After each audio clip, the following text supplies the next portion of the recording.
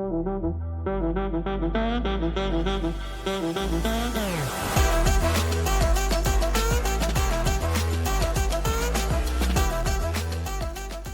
welcome, friends, to the Campus Ministry Today podcast, sponsored by VIA Students. My name is Clayton, and I hope wherever you're at, it's a beautiful day on campus. Now, normally I'm here with my co-host Shad, the godfather of campus ministry, but currently Steve Shadrach is on this 6-country tour of Southeast Asia, training pastors and collegiate workers, and so you guys be in prayer for him. But as they say in showbiz, the show must go on, and so I'm running solo this episode with our next guest, the illustrious Meg Craig. How are you, friend? I am good. Illustrious is not a name I think I've ever been called, but I'll take it. So. Yes, I think you need to put it on your business cards. Like instead of like doctor, it's just illustrious Meg Craig. Okay, I will add that to my business card that I currently don't have. So there we go, because there's a huge market for college students to take your business card. Exactly. Yeah. Well, Meg, would you take a second to introduce yourself? Tell a little about yourself, what you do to our audience. Sure. Yeah. My name's Meg. My last name is Craig. It's not one word. It's just my first name and last name, Meg Craig. And I'm on staff with Texas BSM, the Baptist Student Ministry in Texas. And I work with our staff across the state, helping them with their fundraising efforts, kind of helping develop our culture around that and our strategy there. And then, of course, I'm also on campus sometimes, hanging out with some students and getting to help out with San Antonio BSM because that's where I live, in San Antonio, and enjoy living here. The weather's beautiful today, so I've been spending most of my time outside while it's not too hot. So yeah, that's a little bit about me. That's for a lot of our audience, that's basically anywhere north of Dallas. Yeah. You know, that for you to be able to say that in this season, it's a big deal for it to be warm. So you've made some friends and enemies all at the same time. So Meg, you're a big deal. So several weeks ago, we posted your Polaroid announcing your involvement in EDM 25. And you, up to date this year, are the most shared, liked, most impressions on Instagram. So you're a social media phenomenon. So I don't know if you thought about doing ads or anything like that. Wow. So there you go. But you weren't always a big deal. You were at one time a college freshman. Uh-huh. So unpack who was 18-year-old Meg. Wow. Well, my first thought was a mess, but I really think I was super bubbly, very outgoing. I was really excited to go to college and kind of like remake myself. In high school, I felt like I never really fit in. And so when I went to college, I was like, I'm going to make friends, like connect with people. That's my goal. And I did that. Like, I love people, love connecting with people. And so as a college freshman, I was like all over the place, making friends. I also had started following Jesus between my junior and senior year of high school. So I knew that I wanted to pursue Jesus in college. And so I quickly got involved in a campus ministry that was like a church-based campus ministry at Tarleton State University. That's where I went for my freshman year, and was really involved there, excited to share the gospel, excited to talk to people about Christ, help people grow in their relationship with the Lord, but had no clue how to do that, did not know what I was doing, and was just like running around like kind of crazy and just excited to be there. So that was probably my freshman year in a nutshell. So yeah. Okay. So you were the excited freshman, loved Jesus, lots of zeal, needed direction. Exactly. Yes. Definitely needed lots of direction. So, okay. Yeah. Fantastic. Well, obviously you got it, and somewhere in that process you found some direction. But so you were an education major, so wanted to work with kids. And so how do you go from an education major to like, this is what I want to do, to now I've got 10 years of college ministry experience. You've got to be like the worst teacher ever to be landed on the college campus. But no, tell me about that. How did you make that transition? Like the moments that brought some clarity to that. Sure. Okay. Well, I feel like I can't share the story without including Clayton. So I do need to include him just a little bit in this story because Clayton's a part of me getting here.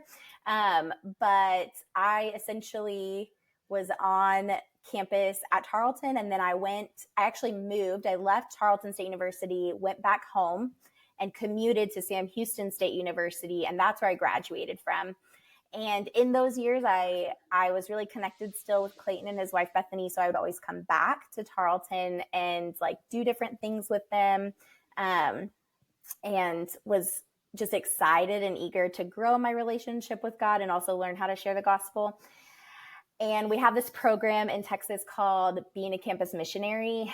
And Clayton had asked me to do that. And I told him no, because I was like, I don't want to stay on the college campus. I want to grow up, get a real job. That's like literally how I felt. And I was driving home one day, and God, who is amazing and directs our steps, was like, this is what I want you to do. I want you to be a campus missionary intern. I don't want you to go this route. And I pretty much bold-faced told God no. I was like, no, like I have a wonderful plan for my life. It is to teach in the US for a few years, then move overseas and do missions. Like, that's a good plan, God. Don't you see this really good plan? Like, it was sacrificial. It was not like focused on myself. And that just wasn't what God had for me. So fast forward, I end up becoming a campus missionary, go back to Tarleton State University where I was there. And I can't tell the story without Clayton. So that's why I have to do it. Clayton challenged me and asked me if I was willing to stay on campus for 5 years. And I forgot about that's a huge ask. That's a huge ask. He said, I was 25 at the time. He said, hey, how would you feel about turning 30 here? And as a 25-year-old, you don't think about turning 30. And so I was already like, no, I don't want to turn 30 anywhere. But I really wasn't sure about campus ministry. So anyways, I spent a lot of time praying about it, wrestling with God. And one day I was at the house of the place that I live, and I was praying about it. I was pretty much leaning towards no, for sure. And I was praying and talking to God. I didn't have a lot of peace about my no. I just was like, I don't know what to do. I don't think this is it. And I also didn't feel equipped. Like didn't feel equipped. I didn't feel like I was good enough to do this job, basically. Like I didn't feel like had the skills. But God just kind of whispered to me, Meg, I haven't asked you to be somebody who goes. I'm asking you to stay and equip and send others. And that was really when I felt like God had kind of placed this calling on my life to be someone who helped equip and send others to go. And he just like in that moment showed me all these moments where I had gotten to do that. And I was like, oh, okay, I see what you're doing here, Lord. And so that's how I ended up in campus ministry, and how I have committed my life to that, is to being a part of equipping and sending others. And so that's a little bit about my story into campus ministry. So, yeah. So Meg, one of the interesting things is, part of your story when your senior year, you were equipped and ready to go to the classroom. Mm-hmm. You were going to be a great elementary ed teacher. That's just want to set the record straight for everyone listening. But it's interesting because sometimes in college ministry, and Meg, you can speak to this on both sides, as a student who essentially was recruited, but also as a campus minister who recruits students. So many times as campus ministers, if we're not recruiting, if we're not casting vision, if we're not calling students to something deeper, then no one else is. Mm-hmm. It really is this picture of, we're the ones who see what it takes to do ministry on campus amongst the next generation, the most strategic demographic on the planet.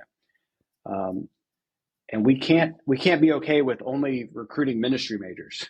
Yeah. Like the next generation of campus ministers are out there, and their degrees are not in ministry. Their degrees are in engineering and teaching and communication. Mm-hmm. And so we have to lean into that. Yeah. For the sake of the gospel and for the sake of ministry. How have you seen, as you've had conversations with students, this is kind of off the question sheet here, so we're going rogue, but great. How have you seen when you've looked at students, like what are some of the things you look at for students when you invite them in to do something like this, to join you in this strategic work? like, what am I looking for when I'm inviting Yeah. like different students? Okay.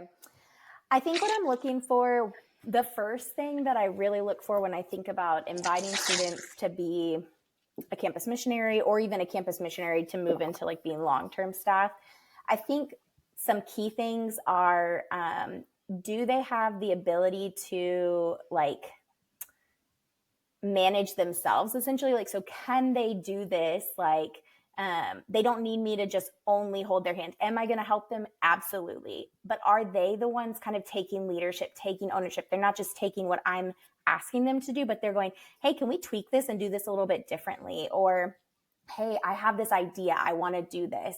And I'm like, yes, absolutely. Because I want to see in them the ability to create ideas, think about what they can do.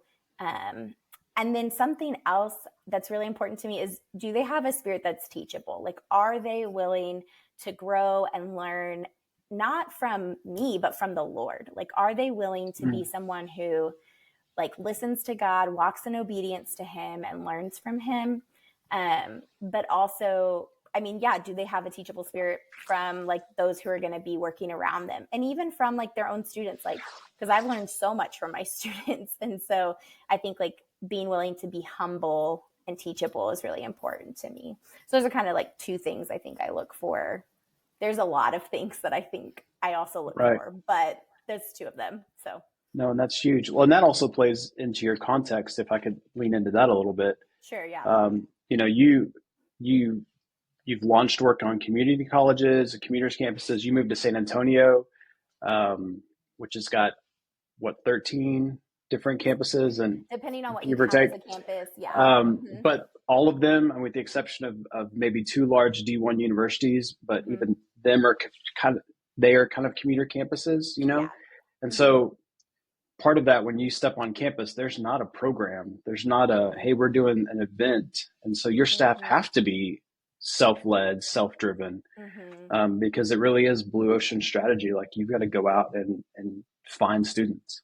Yes. And so like you've spent 10 years at mainly community colleges, commuter colleges, man, trying to connect, and you could have gone, Sure. you know, you could have gone to a 4-year residential college that kind of has a campus life that, you know, has a little more consistency in it, but you've made this commitment to stay in these places.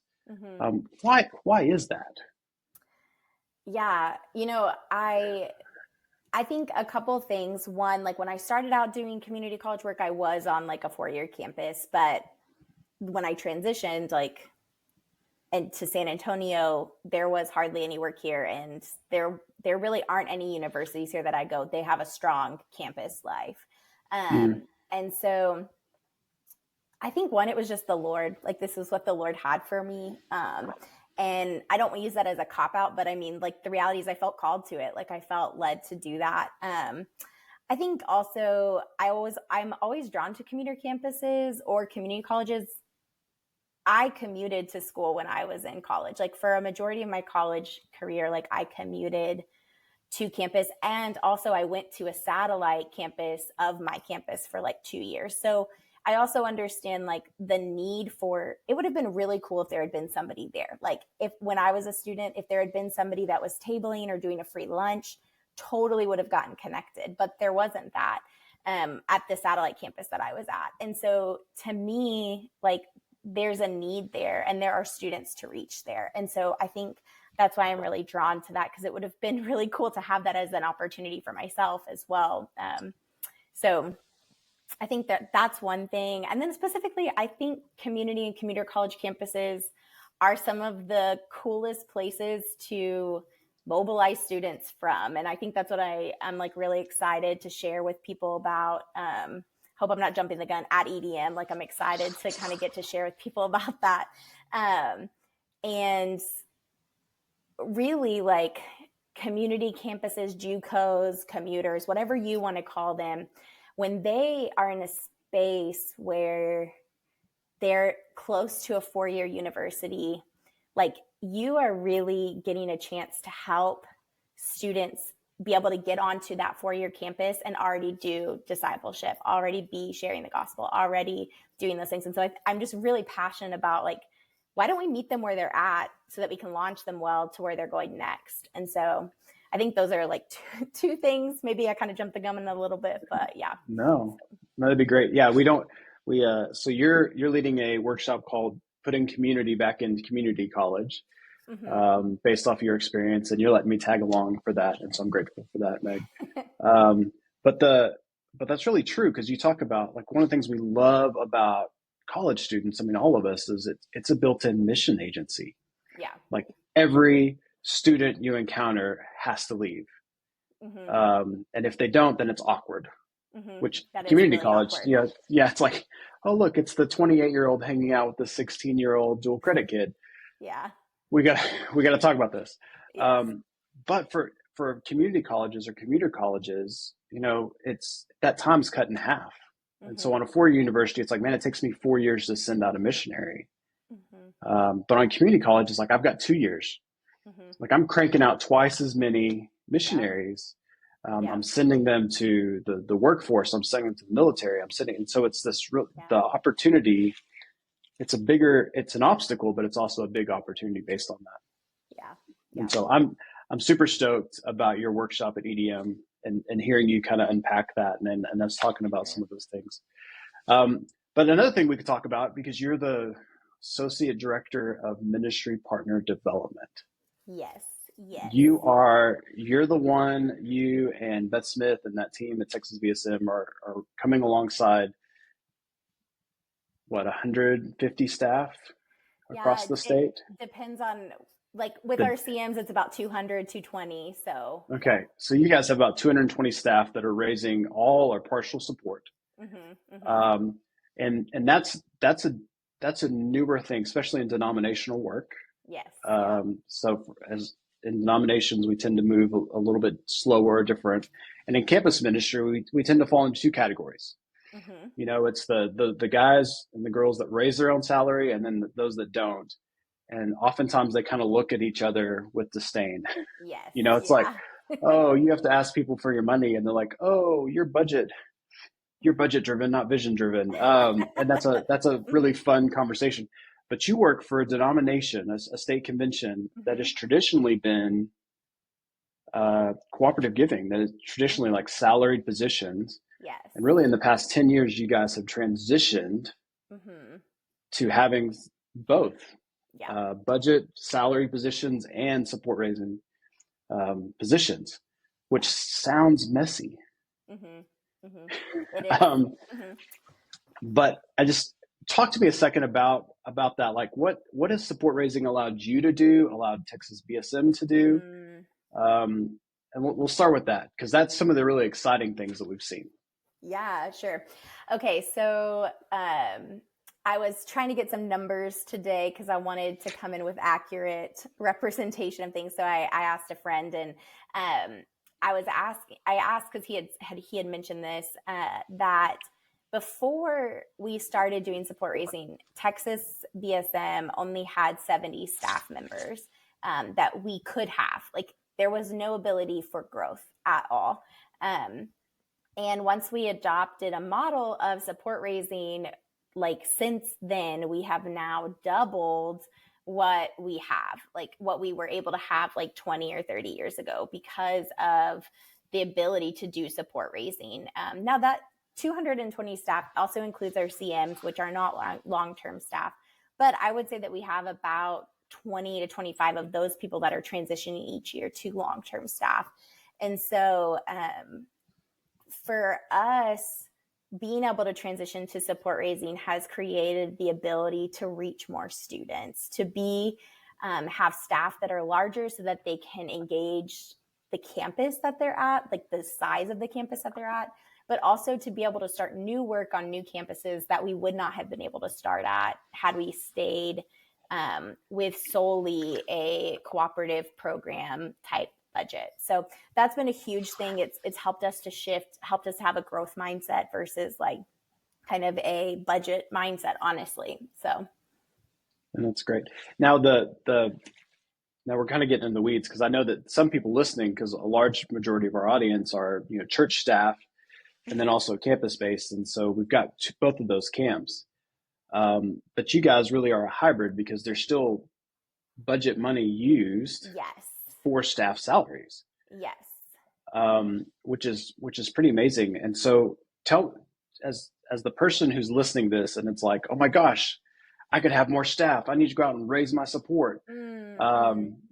Help give us a couple like, hey, before you pitch this to your supervisor who's never done this before, or your elder board that's like, what are you doing? Like, give a couple like, hey, think about these things. Here's a couple be aware ofs. Yeah, sure. One, whenever you're coming in and being like, hey, I think we should do something different, you always want to come in with like maybe more of a question, or like asking good questions to kind of understand like, hey, we do this way, have this idea. Would that be something that we could consider in the next couple of years? Or are there some steps that we could take? And then come with the steps, the baby steps. So starting out doing this, we had more people who were, we didn't have our directors that were on campus. We didn't start out, you guys were pulling all your funding and now you have to raise your support. We did not do that. But what we started out was, as we added new staff members, any staff member that came on that was additional to that campus was going to be required to raise their support. We just could not afford them. So if we wanted to have more staff, the staff members would need to raise their support. And so in that process, it created kind of like a funnel essentially, so that we could kind of come down to where we're getting to a place where now directors are raising some or all of their salary, where we're kind of spreading out what we have as in terms of our budget, so that more people can gain the benefit of like having some extra funds from the convention, but also so that they're still raising a large part of their support. And what that does is it also creates a team around that person too. Yeah. But I'm getting into the weeds a little bit with that, but coming back to your question, if you're starting out and you want to do this, you think this is a good idea, I think the first step would be to start small. Always start small. I think we want to be like, I think we need to add 5 more staff members. No, maybe start with an intern. If you don't have interns, maybe start with more of an intern type program where they're only going to be on your staff for 1 to 2 years, and they're raising a minimal amount to do that. And so that could be the place that you start. If you already do that, maybe it's saying, hey, we'd like to have some more staff. We'd like to have these people stay long-term, but that this position would only be for 1 to 2 years. Could they raise their support to be able to do that? So it still wouldn't be a long-term position, but it would be longer than just an internship. So right. Those are a couple ideas. I'm always free to talk. I love to talk about this. So yeah. Of course. And a shameless plug, we're VIA students, part of the bigger VIA picture. And Meg is actually one of our trained VIA Generosity boot camp facilitators. And so she is well-versed and well-trained in that. But Meg, I love what you said. You said, you don't let's add 5 new staff. Yeah. What could go wrong? But it's this idea of, well, what if we brought on an intern, and instead of raising this intern having to raise, $30,000 for full-time salary, let's raise a stipend of this amount of money per month, maybe part-time, maybe full-time. But let's do some baby steps here to do this, and let's make sure we've got the process to support them in that. And I love what you say, but also coming to your leadership and saying, hey, help me navigate some of these things, help me learn. Man, that's so good. Well, Meg, I know we're kind of coming to the end of our time together, and I know you're a busy person, and I'm so grateful that you're getting to lead this workshop for EDM, talking about community colleges. We're also going to have some things for support raising there at EDM. But you're coming. There's quite a few from Texas BSM that are coming. Yeah. Give us why did you choose to say yes to this when you could be doing other things in May? I know it's finals week and things like that. So why'd you say yes to be a part of this? but also, why should other people say yes to this? Sure. Yeah. I think I said yes because I really think that it's always good to have a learner's mindset. So I always want to go in to be able to learn and to grow. And so getting to hear from practitioners, getting to hear from people who have boots on the ground doing this, but also getting to also be filled up, like refilled, like too, because you're always pouring out, like as a student, as a staff member. And so I think getting to come and learn about evangelism, discipleship, missions, how to like kind of hone that, make that better for my campus ministry or the like Texas BSM as a whole is really important to me. So of course I want to be there. I love to network too. So I'm just excited to hang out with people, like see my friends. I'm sure there'll be people I know, but then also to get to meet new people as well. And so that's what I would encourage people to do. I would encourage you, if you're on the fence about coming, one, I think you should just do it. It's so beneficial to be able to come and like basically sit across the table from somebody who's doing what you're doing. You're not going to get that from a podcast or from like a video call or from just reading an article. Those things are so important throughout the year. But if you can come someplace where you get to meet and hang out and talk with people and rub shoulders with people who are doing what you're doing, and they can encourage you, they can give you ideas, that's going to benefit you for the fall and for the rest of your time on campus for that year, because it is going to be so impactful. And so I would encourage you to come. If you're not already planning on coming and you've like just been listening to the podcast, like you should consider it. It's going to be a great time. And I think it's always good to network. So I think everybody should network all the time. So yeah. Meg, that is never truer words are spoken by an extrovert. So I love it. And maybe you're listening and you're like, man, I'm an introvert. I don't want to do that. Well, it's okay, because there's an extrovert there that'll adopt you and take you around and introduce you to all of their friends. Yes. And then there's breaks where you can isolate and recharge again and get ready for the next round, of course. Well, friends, there you have it. Thank you for joining us today. Meg, thank you for being a part of what we are doing here at Campus Ministry today. And friends, hang in there. You're making a difference. Keep pressing forward, sharing the gospel, making time to meet with students, discipling them, develop them into leaders, and sending them out to the nations. Guys, be sure to subscribe to this podcast. Wherever you listen to your podcast, check out viastudents.org for more tools and resources. And we look forward to seeing you guys at EDM 25 in May in Fort Worth.